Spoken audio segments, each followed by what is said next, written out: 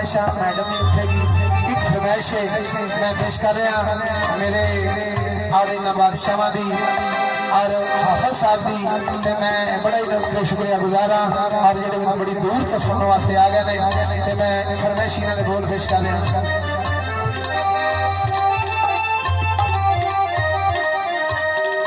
क्या कर जुदाई दे विछोड़े दे हिजर वाले बोल ने, जिदा कोई मर गया टुर गया भाई बिछड़ गया, तीन काम जिदे नाल होए ने उस दुखी तेरे को पूछो विछड़ गया की सार होती है।